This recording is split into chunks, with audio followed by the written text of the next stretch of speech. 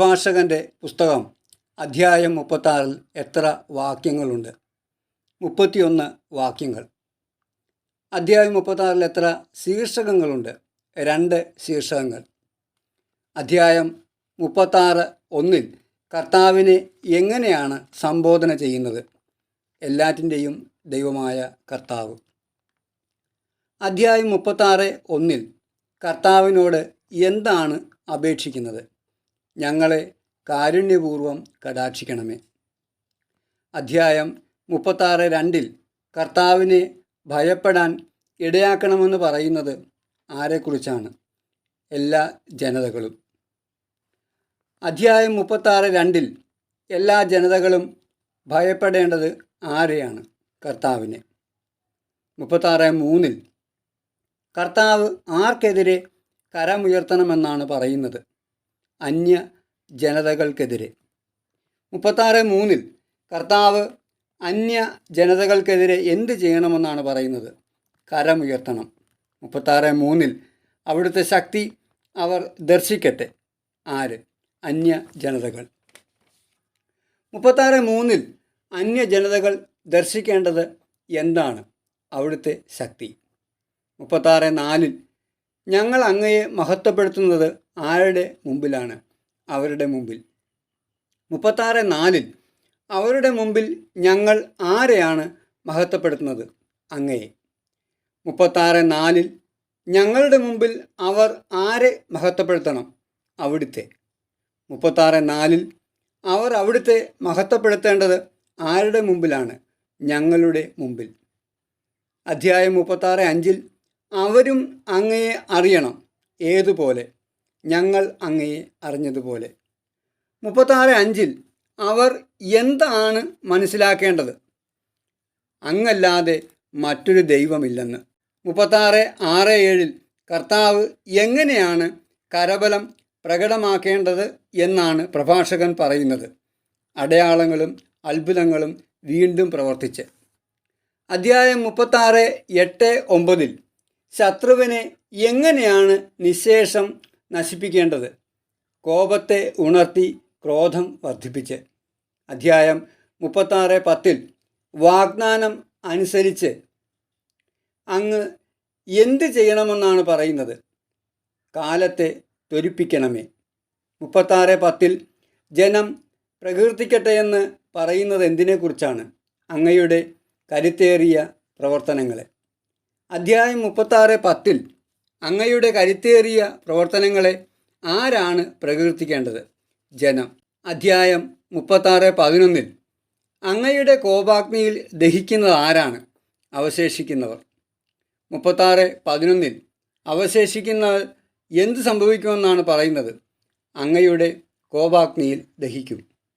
36:11 അവിടുത്തെ ജനത്തെ ദ്രോഹിക്കുന്നവർക്ക് എന്ത് സംഭവിക്കുമെന്നാണ് പറയുന്നത്? നാശമടയുകയും ചെയ്യട്ടെ. 36:11 നാശമടയുമെന്ന് പറയുന്നത് ആരാണ്? അവിടുത്തെ ജനത്തെ ദ്രോഹിക്കുന്നവർ. 36:12 ഞങ്ങൾക്ക് തുല്യം മറ്റാരുമില്ലെന്ന് ജൽപ്പിക്കുന്നത് ആരാണ്? ശത്രു രാജാക്കന്മാർ. 36:12 ഞങ്ങൾക്ക് തുല്യം മറ്റാരുമില്ലെന്ന് ജൽപ്പിക്കുന്ന ശത്രു രാജാക്കന്മാരെ എന്ത് ചെയ്യണമെന്നാണ് പറയുന്നത്? തല തകർക്കണം.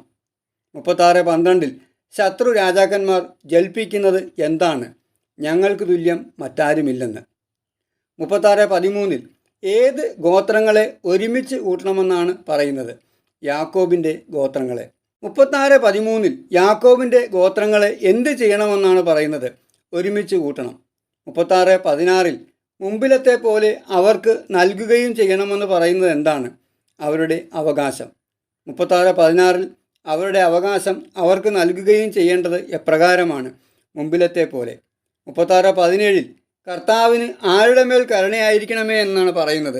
അങ്ങയുടെ നാമത്തിൽ വിളിക്കപ്പെട്ട ജനത്തിൻ്റെ മേൽ. 36:17 ആദിജാതനെ പോലെ കർത്താവ് പരിഗണിച്ചത് ആരെയാണ്? ഇസ്രയേലിനെ. 36:17 കർത്താവ് ഇസ്രയേലിനെ എങ്ങനെയാണ് പരിഗണിച്ചത്? ആദിജാതനെ പോലെ. 36:17 അങ്ങയുടെ നാമത്തിൽ വിളിക്കപ്പെട്ട ജനം ആരാണ്? ഇസ്രയേല്യർ. 36:18 കർത്താവിൻ്റെ വിശ്രമ സങ്കേതം ഏതാണ്? ജെറുസലേം. 36:18 കർത്താവിന് എന്തിനോടൊക്കെ കരുണ തോന്നണമെന്നാണ് പ്രഭാഷകൻ പ്രാർത്ഥിക്കുന്നത്. വിശുദ്ധ മന്ദിരം സ്ഥിതി ചെയ്യുന്ന നഗരത്തോടും വിശ്രമ സങ്കേതമായ ജെറുസലേമിനോടും. 36:19 സിയോനെ നിറയ്ക്കേണ്ടത് എങ്ങനെയാണ്? അങ്ങയുടെ അത്ഭുത പ്രവൃത്തികളുടെ ഘോഷം കൊണ്ട്. 36:19 കർത്താവിൻ്റെ അത്ഭുത പ്രവൃത്തികളുടെ ഘോഷം കൊണ്ട് ആരെയാണ് നിറയ്ക്കേണ്ടത്? സിയോനെ. 36:19 കർത്താവിൻ്റെ മഹത്വം കൊണ്ട് എന്തിനു നിറയ്ക്കണം? അങ്ങയുടെ ആലയത്തെ. 36:19 കർത്താവിൻ്റെ ആലയത്തെ എന്ത് ചെയ്യണമെന്നാണ് പ്രഭാഷകൻ പറയുന്നത്? അങ്ങയുടെ മഹത്വം കൊണ്ട് നിറയ്ക്കണം. 36:20 സാക്ഷ്യം നൽകണമെന്ന് പറയുന്നത് ഏതിനാണ്? അങ്ങയുടെ ആദ്യ സൃഷ്ടികൾക്ക്. 36:20 ഏത് പ്രവചനങ്ങളാണ് പൂർത്തിയാക്കണമെന്ന് പറയുന്നത്? അങ്ങയുടെ നാമത്തിൽ അരുളി ചെയ്യപ്പെട്ട പ്രവചനങ്ങൾ. 36:20 അങ്ങയുടെ നാമത്തിൽ അരുളി ചെയ്യപ്പെട്ട പ്രവചനങ്ങൾ എന്ത് ചെയ്യണമെന്നാണ് പറയുന്നത്? പൂർത്തിയാക്കണം. 36:21 പ്രതിഫലം നൽകേണ്ടത് ആർക്കാണ്? അങ്ങേക്ക് വേണ്ടി കാത്തിരിക്കുന്നവർക്ക്. 36:21 കർത്താവിന് വേണ്ടി കാത്തിരിക്കുന്നവർക്ക് എന്ത് നൽകണമെന്നാണ് പറയുന്നത്? പ്രതിഫലം നൽകണം. 36:21 ആരുടെ വിശ്വാസ്യത തെളിയിക്കട്ടെ എന്നാണ് പറയുന്നത്? അങ്ങയുടെ പ്രവാചകന്മാരുടെ. 36:22 കർത്താവ് ആരുടെ പ്രാർത്ഥന കേൾക്കണമെന്നാണ് പ്രഭാഷകൻ പറയുന്നത്? അങ്ങയുടെ ദാസരുടെ പ്രാർത്ഥന. 36:22 കർത്താവ് തൻ്റെ ദാസരുടെ പ്രാർത്ഥന കേൾക്കണമെന്ന് പറയുന്നത് എപ്രകാരമാണ്? അങ്ങയുടെ ജനത്തിന് അഹറോൻ നൽകിയ അനുഗ്രഹത്തിനൊത്ത്. 36:22 പ്രകാരം ഭൂമിയിലുള്ള സകല ജനതകളും അറിയേണ്ടത് എന്താണ്? അങ്ങാണ് യുഗങ്ങളുടെ ദൈവമായ കർത്താവെന്ന്. 36:22 പ്രകാരം അങ്ങാണ് യുഗങ്ങളുടെ ദൈവമായ കർത്താവെന്ന് ആരാണ് അറിയേണ്ടത്? ഭൂമിയിലുള്ള സകല ജനതകളും. 36:23 ഏത് ഭക്ഷണവും സ്വീകരിക്കുന്നത് എന്താണ്? ഉദരം. 36:23 ഉദരം എന്ത് ചെയ്യുന്നുവെന്നാണ് പറയുന്നത്? ഏത് ഭക്ഷണവും സ്വീകരിക്കുന്നു.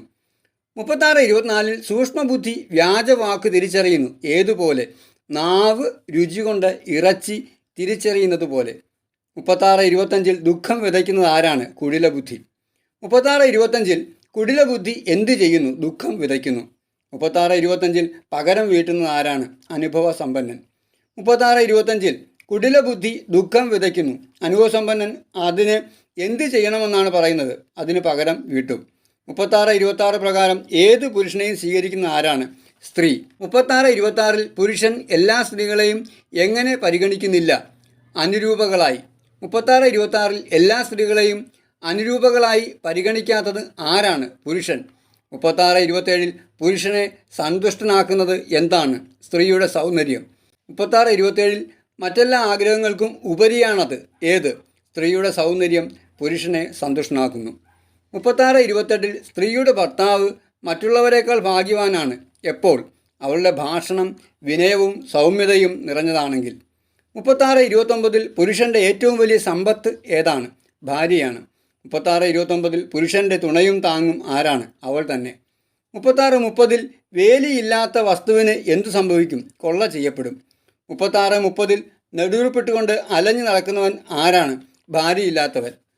36:31 എങ്ങനെയുള്ള കൊള്ളക്കാരനെ ആര് വിശ്വസിക്കുമെന്നാണ് പറയുന്നത്? നഗരം ചോറും ചുറ്റി നടക്കുന്നവനെ.